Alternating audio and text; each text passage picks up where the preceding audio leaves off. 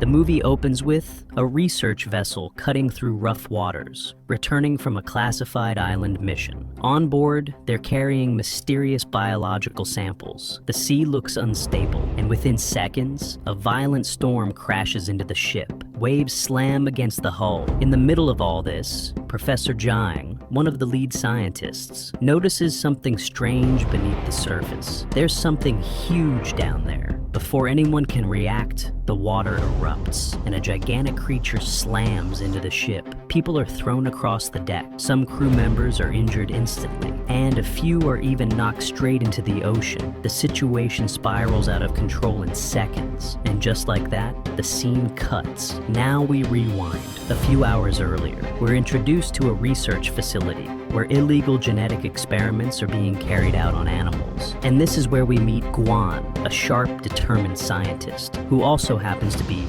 Professor Zhang's daughter. During one of the experiments, something goes terribly wrong. A test subject begins mutating uncontrollably, its body expanding at an unnatural rate. Within moments, it starts turning into a giant creature. Panic breaks out. Scientists rush to escape. Alarms blare. And in the chaos, Guan falls, hits her head, and loses consciousness. When she wakes up, she's no longer in the lab. She's at home. Soon after, she finds a letter left behind by her father. It reveals that he had already left for that mysterious island to collect samples. But now, there's been no contact from him since. And that's enough for Guan. Without wasting time, she boards a cruise ship, determined to find her father. She's not alone. Her husband, Wang Chen, is with her, along with a close friend, and several other passengers who have no idea what they're about to get into. The ship sails deeper into the ocean, further and further away from civilization. Meanwhile, somewhere else in the same waters, a couple is peacefully fishing on a small boat. Then suddenly, the water explodes beneath them.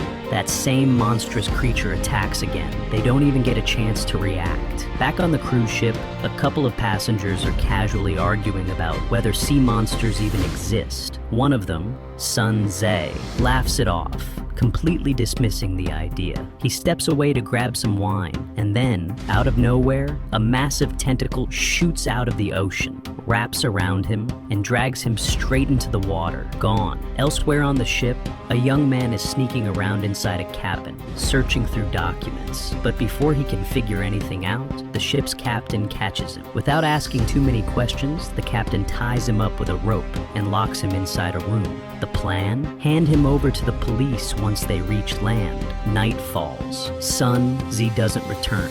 People start getting nervous. When they report it to the captain, things get worse. Another crew member is also missing. Now, the captain immediately orders the ship to stop, thinking maybe someone fell overboard and can still be rescued. But before they can even begin a search, a small boat approaches their ship. Two men step out, and they're not here to help.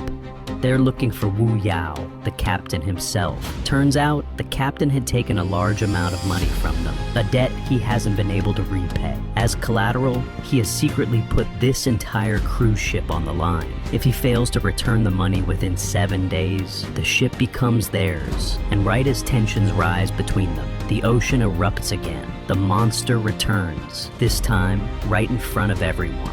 For a brief second, nobody moves. Because now, they're seeing it clearly. It's massive, towering, unnatural, something that should not exist. Then it dives under the water and attacks from below. The ship shakes violently as it strikes again and again. People panic, scrambling to grab whatever weapons they can find. Even the tied-up man is freed, because at this point, they need everyone if they want to survive. Suddenly, the creature appears directly in front of the ship, forcing them to stop completely.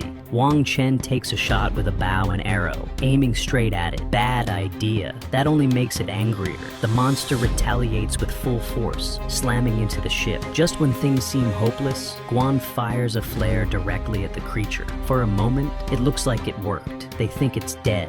But then, in one horrifying moment, the creature lunges forward and swallows a man whole right in front of them. And just like that, it disappears back into the ocean. Silence. Morning arrives, but there's no relief. Guan tries contacting the authorities, hoping for rescue.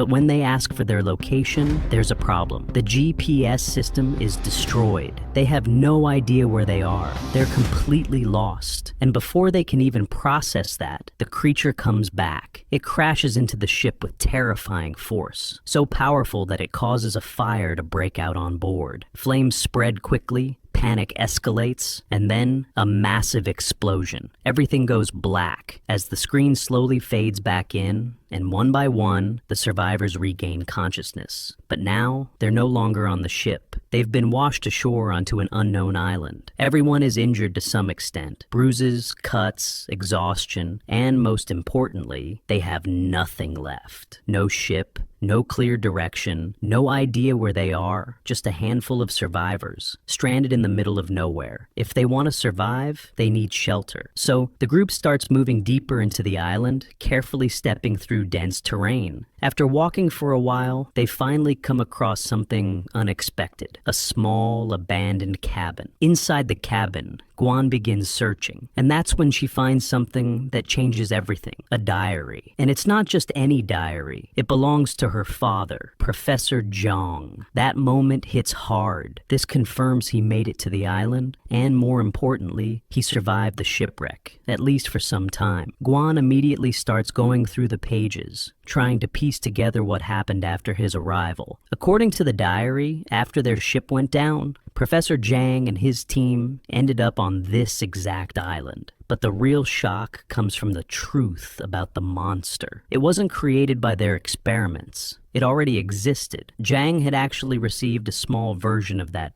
creature from a fisherman. He brought it back to the lab, curious about its biology. But after Guan lost consciousness during the earlier incident, Zhang continued the research alone. And that's when he realized the truth. The creature had been exposed to nuclear radiation, causing extreme genetic mutation.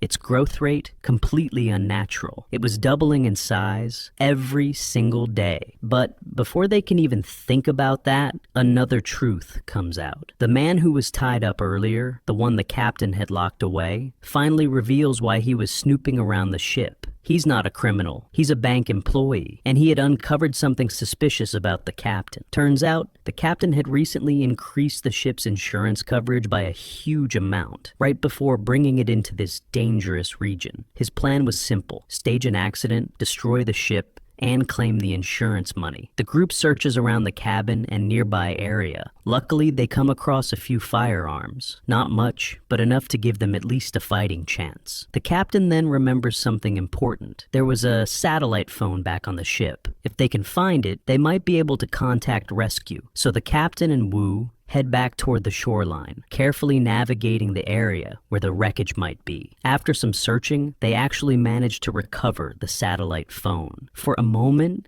it feels like things might turn around. But then, a crocodile suddenly attacks. Out of nowhere, the situation turns brutal instantly. And in that moment, the captain makes a decision that tells you everything about who he really is. Instead of helping Wu, he pushes him toward the crocodile, using him as a distraction. Wu doesn't stand a chance. And while that's happening, the captain runs, escapes. When he returns to the group, he lies without hesitation, claims that the crocodile attacked Wu and there was nothing he could do. Guan doesn't have time to question it. She takes the satellite phone and immediately contacts rescue services. A rescue team will arrive in 24 hours. That's it. They just need to survive one more day. But even that feels uncertain. Knowing that both the crocodile and the sea creature are active in this area, the group decides to move deeper into the island, away from the shoreline, hoping it's safer inland. As night falls, they set up a small camp.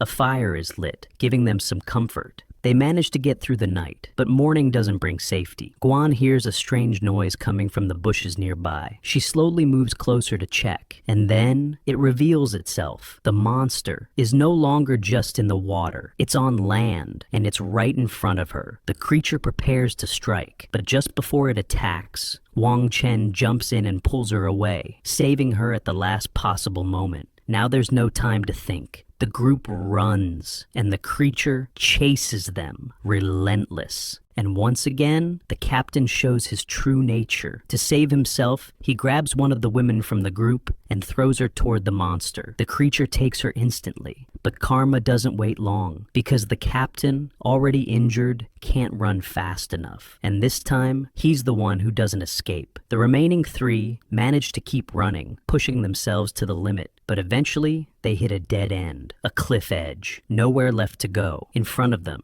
the creature slowly closing in. As the creature lunges forward, ready to finish this, Wang Chen steps up and takes his shot. It hits directly in the eye. For a split second, the creature recoils. Even in pain, the creature lashes out wildly, striking back with full force. Wang Chen gets hit. Now Guan is on her own. She steps forward. She draws the creature's attention. It charges straight at her. At the last possible moment, Guan dodges. The creature can't stop itself. It rushes past her, straight off the edge of the cliff. Below, sharp rock formations wait like blades. The creature crashes down onto them with immense force, and this time, it doesn't get back up. All 3 barely holding it together, but they made it. And then, a distant sound cuts through the air. A helicopter. They look up, and there it is. The rescue team. After everything they've been through, help has finally arrived. They're safe now. Or at least, it feels that way. Because just as the scene begins to settle,